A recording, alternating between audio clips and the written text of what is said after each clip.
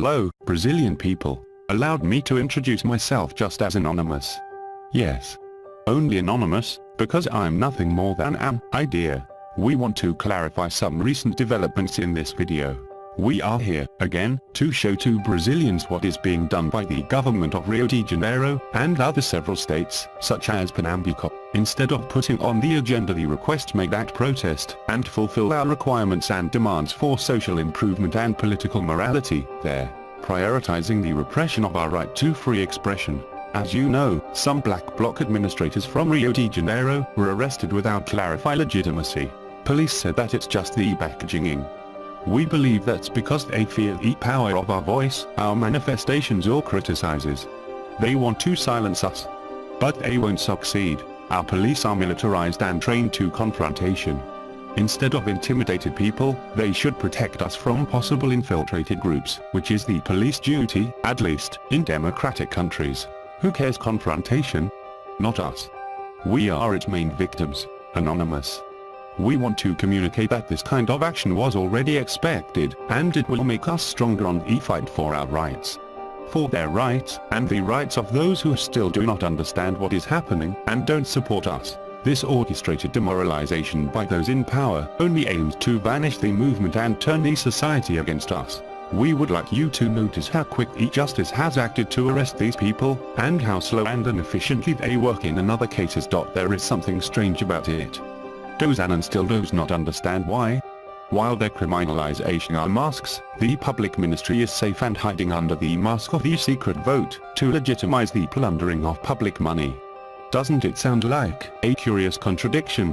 What for do we strive so much? Because we want to banish from our policy all kind of patronage, nepotism, and impunity of those who steal money from our taxes. For banish all harmful practices that preclude our country to provide qualified public services to our citizens. The 104 deputies who were at the session and choose for don't vote are also part of the gang and who are now installed in power.